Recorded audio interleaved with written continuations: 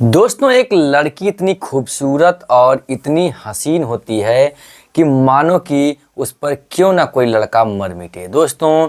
लेकिन वो अपनी इस गरीबी की हालात की वजह से कोई भी लड़का उस पर लाइन तो दूर की बात है, कोई देखना नहीं पसंद कर रहा था दोस्तों। इतनी वो अमीर घर की लड़की थी, लेकिन उसे हालात और मजबूरों के अनुसार वो दर दर ठोकरें खा रही थी और घर घर में अपने एक कटोरे को लेकर भीख मांग रही थी दोस्तों।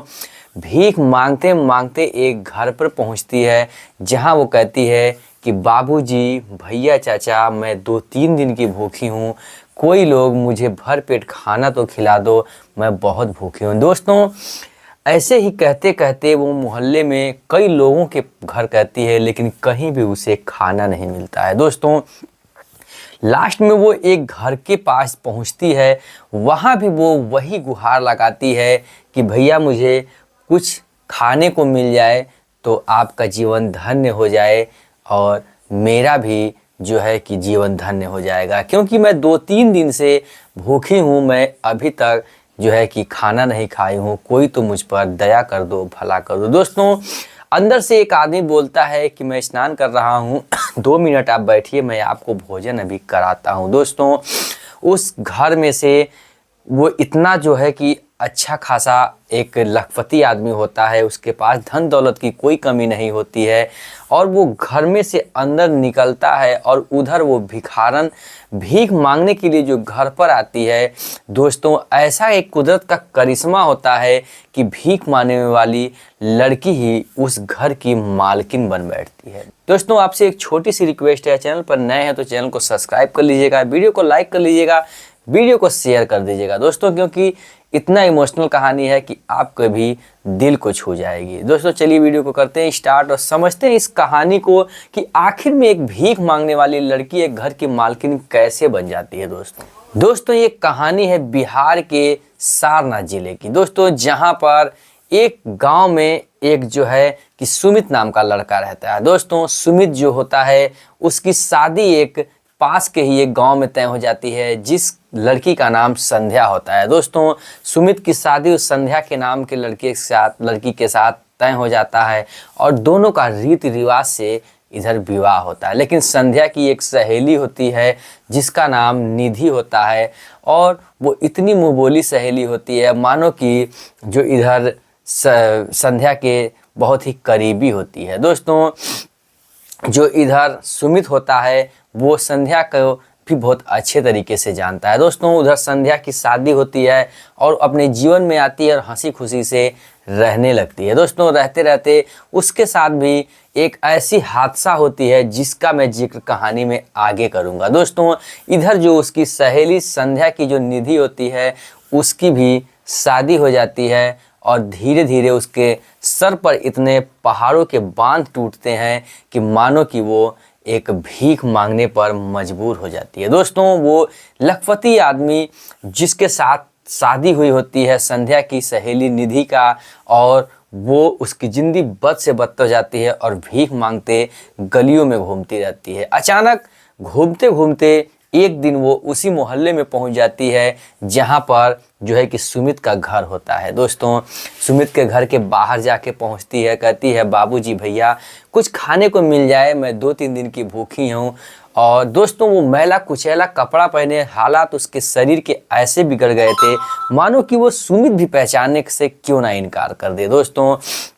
सुमित अंदर से बोलता है कि रुको, मैं अभी बाहर निकलता हूँ और तुम्हें खाने का कुछ बंदोबस्त करता हूँ, आप बैठिए, मैं अभी आ रहा हूँ दोस्तों। जैसे ही सुमित जो है वो घर से अपने बाहर निकलता है और देखता है इधर निधि को, तो देखकर वो चौंक जाता है दोस्तों, क्योंकि वो थोड़ा थोड़ा पहचान में आ रही थी कि कहीं वही निधि तो नहीं। तो वो कहता है कि देखो, मैं तुम भीख मांग रही हूँ, मैं तुम्हें जरूर कहीं देखा हूँ, और देखकर वो हंसने लगता है दोस्तों। उसका इरादा कुछ अलग लगता है, देखकर वो मुस्की मारे जा रहा था।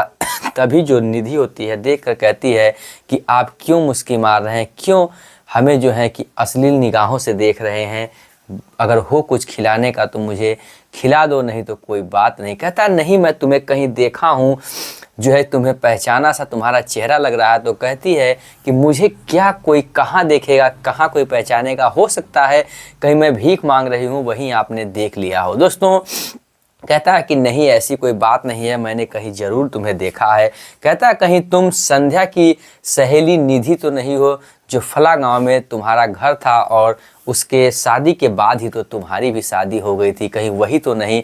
दोस्तों जब इतना सुनती है निधि की और जो है कि निधि कहानी संध्या की, तो वो फूट फूट के रोने लगती है। कहती है क्या आप सुमित तो नहीं हैं जो मेरे जीजू लगते थे और संध्या दीदी की शादी आपके साथ हुई थी, कहाँ है दीदी, जरा हमसे मुलाकात कराओ। कहता है कि देखो संध्या से शादी तो मेरी हुई, लेकिन संध्या किसी एक लड़के से प्यार करती थी और उसी के साथ वो भग गई 2-3 साल गुजरने के बाद, और उसी से उसने जो है कि कोर्ट मैरिज करा लिया, उसी के साथ अपना जीवन काट रही है। हो सकता है तुम्हें भी पता हो, तुम उसकी जो थी क्लोज सहेली थी। तो कहती है निधि कि हाँ ये सही बात है, वो एक लड़के से बेतहा मोहब्बत करती थी, ये मुझे भी पता था। आपकी शादी के बाद मुझे ये नहीं पता कि वो फिर से चली गई, इस बारे में हमें नॉलेज नहीं, लेकिन ये प्यार करती थी, ये बात सही है। दोस्तों बताता है कि उसके बाद मेरा जीवन जो है अकेला हो गया, मैं और मेरा भाई हम लोग अपने जीवन में हंसी खुशी से रह रहे हैं। कुछ मुश्किलें तो कठिनाइयाँ तो ज़रूर हैं, लेकिन क्या करें, जो कुदरत का करिश्मा है, जो भगवान ने लिखा है, उसे कोई टाल नहीं पाएगा। दोस्तों इतना कहता है और उसके बाद उसकी आंखें नम थी, लेकिन करे भी तो क्या करे। फिर कहता है सुमित कि आखिर तुम बताओ, तुम्हारे साथ ऐसा क्या हुआ जो कि तुम्हारी भी तो शादी बहुत अच्छे घराने में हुई थी और आज दर दर भीख मांगने के लिए क्यों मजबूर हो गई। बताती है निधि कि मेरी शादी होने के बाद जिस घर में गई, उस घर में बहुत लोगों ने ताने मारे और मुझे जो मेरा पति था वो दारू पी के अजीब अजीब हरकतें करता था, अजीब प्रकार से मुझे सताता था, गाली गलौज देता था। उसके बाद मैंने उस घर को भी छोड़ दिया, वहाँ से तलाक ले लिया, अपने मम्मी पापा के घर जाके वापस रहने लगी। कुछ दिनों बाद मेरे जो है कि मम्मी पापा भी गुजर गए, एक्सपायर हो गए। उसके बाद मेरे भैया भाभी मुझे ताने मारते रहते थे, उल्टा सीधा 50 चीज़ों की बात से मुझे जो है कि ठोकर ठेस पहुंचता था, जिस वजह से मैं अपने घर को छोड़कर आके यहाँ पर भीख मांगती हूँ, एक किराए का रूम लेकर दिन भर, और उसी रूम में अपना गुजारा करती हूँ। दोस्तों सुनता है इतना सुमित, उसके भी आंखों से आंसू आ जाते हैं ये बात गहराई से सुनकर। इधर जो संध्या होती है, संध्या की सहेली निधि, इसके भी आंखों से आंसू गुजर ही रहे थे। दोस्तों अपनी दास्तां दोनों लोग सुनाते हैं, इतनी कि उन लोगों की जो है कि आंखों से आंसू ही गिरे जा रहे थे। दोस्तों क्योंकि जिस पड़ाव पर निधि थी उसी पड़ाव पर सुमित था, क्योंकि दोस्तों उसकी भी पत्नी जो थी वो भग गई थी, उधर उसका भी जो पति था उसे ठुकरा दिया था और घर से भी ठुकरा दिया गया था, और वो दर दर भीख मांगने के लिए टहल रही थी। दोस्तों कहता है कि ठीक है, अच्छा आप भूखी हो, चलिए पहले आराम से खाना खाइए। तो उसे वो खाना खिलाता है। फिर कहता है कि आपकी हालात हुलिया भी सही नहीं है, जाओ जो उधर रूम है उसमें जो है कि संध्या के कुछ साड़ी वगैरह पड़े हैं, नहाओ, स्नान करो, फ्रेश हो जाओ, उसके बाद बैठकर बातें करेंगे। उधर वो नहाती धुलती है और उसके बाद आकर वो लोग बैठती है, तो और भी जो वो निधि होती है स्मार्ट लगने लगती है। दोस्तों उसका चेहरा खिल जाता है और भी वो सुंदर लगने लगती है। दोस्तों उसके बाद बैठ के बातें हो रही थी, चाय वगैरह पीता है बना के। उसके बाद वो बैठे ही बातों बातों में अपने दिल की बात सुमित जो है वो निधि से करने लगता है। दोस्तों निधि से कहता है कि देखो तुम बुरा ना मानो तो एक बात कहते हैं। निधि कहती है कहिए, इसमें बुरा मानने का मेरे लिए जीवन में रहा ही क्या, अब तो मैं दर दर ठोकरे भीख तो मांग ही रही हूँ।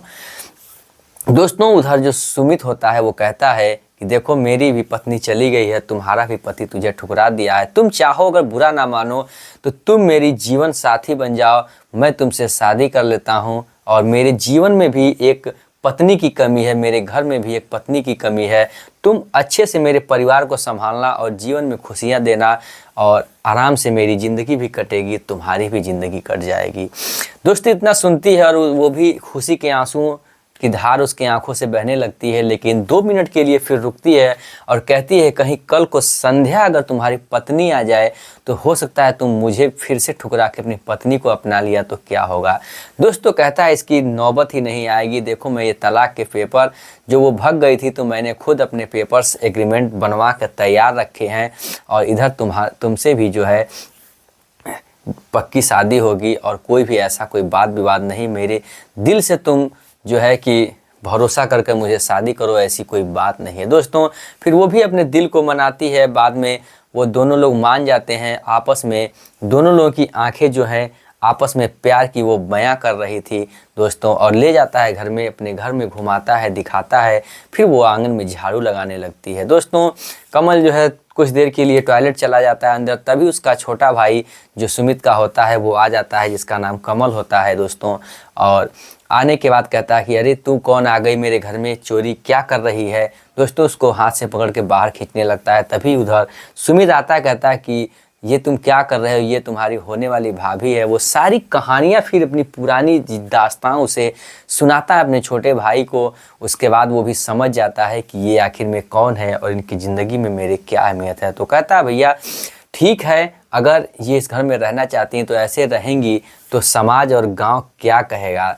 आप ऐसा करिए कि इन्हें जो है मंदिर में शादी कर लीजिए और पूरा गांव में विधि विधान से अगर होगा तो कोई भी लोग बुरा भी नहीं मानेंगे और अच्छा रहेगा, जिस हिसाब से मेरी ज़िंदगी में, आपकी ज़िंदगी में इनका जीवन भी कट जाएगा। दोस्तों ग्राम प्रधान के पास सूचना भेजते हैं और ग्राम प्रधान को बुलाकर सुमित जो है पूरी प्रक्रिया बताता है। फिर एक दिन चौपाल बैठता है, गांव के सारे जो वरिष्ठ नेता होते हैं, वरिष्ठ आदमी होते हैं, आते हैं और दोनों का जो है एक मंदिर में जाकर दोनों का विवाह होता है, सभी गांव को साक्षी मान के, और दोनों हंसी खुशी से अपने जीवन में आके जो है कि रहने लगते हैं। दोस्तों जीवन में आगे उनकी जीवन पहली गुजर रही थी, जो उधर निधि होती है घर परिवार को इतना अच्छे से संभाल कर रखने लगी थी, मानो कि घर में खुशियां ही खुशियां आ गई थी, घर में लक्ष्मी ही लक्ष्मी आ गई थी।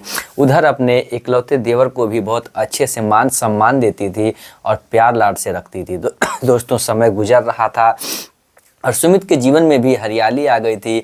भगवान के संजोग से फिर उन्हें दोनों की एक बेटा होता है और पुत्र की प्राप्ति होने के बाद खुशियां घर में और ज़्यादा आ गई थी। दोस्तों खुशी का माहौल था। एक दिन कहती है निधि कि मुझे आपके लिए 2 घंटे का वक्त चाहिए, मुझे कहीं घूमने जाना है। दोस्तों सुमित कहता है कि आखिर कहाँ जाना है, तुम्हारा तो कोई इस दुनिया में है ही नहीं। कहती नहीं जाना है, आप केवल 2 घंटे के लिए चलिएगा। दोस्तों अपने काम को छोड़ता है और एक दिन समय वो 2 घंटे के लिए निकालता है। दोस्तों फिर से वो लेकर अपने उसी भैया भाभी के पास पहुंचती है जिसने बचपन में ताने मारे थे, दर दर की उसे ठोकरे खाए थे, जिसने उसे भीख मांगने के लिए गलियों पे मजबूर कर दिया था। उन्हीं के पास लेकर अपने बेटे और अपने पति को पहुंचती है और हजारों गालियां देकर जो है कि अपने भाई और भाभी को स्वागत करती है और कहती है कि देखो मैं तुम्हारे जीवन में तुम्हारे लाख गुना दर्जे से बढ़कर मैं आई हूँ। तुमने मुझे ठुकरा दिया था, तुम लोगों ने दर दर मुझे ठोकरे खिलाया था।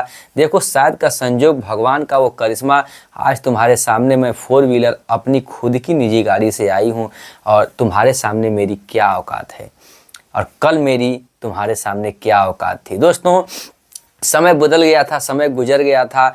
अब जो थी निधि वो अपने परिवार में बहुत अच्छे से हंसी खुशी से, धन की कोई कमी नहीं थी, अच्छे से ऐशो आराम से जी रही थी और उस मोहल्ले में सभी बातें सुनाती है और वहाँ से फिर से रवाना होती है, अपने घर चली आती है।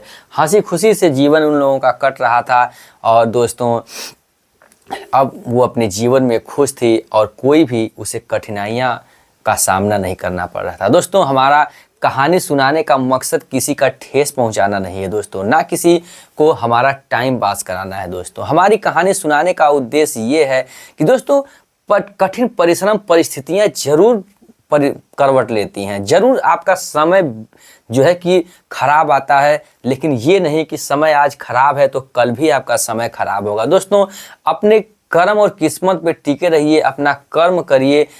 आज अगर दिन खराब है तो कल जरूर सही होगा। लेकिन दोस्तों कुछ लोग ऐसे होते हैं जो हालात को समझ नहीं पाते हैं और अपने आप को ही, अपने जीवन को ही खत्म कर देते हैं। दोस्तों हमारा कहानी सुनाने का मकसद यही है कि आप अपने जीवन में अपनी कर्म को करते रहिए, फल देने वाला भगवान है। जिस प्रकार एक भीख मांगने वाली लड़की को कर्म तो कर रही थी लेकिन उसका फल देने वाला भगवान था, उसे एक न दिन कोई न किसी दिन उसे एक उसका जीवन साथी ला के मिलाया और एक अच्छे घर की वो भीख मांगने वाली मालकिन बन बैठी।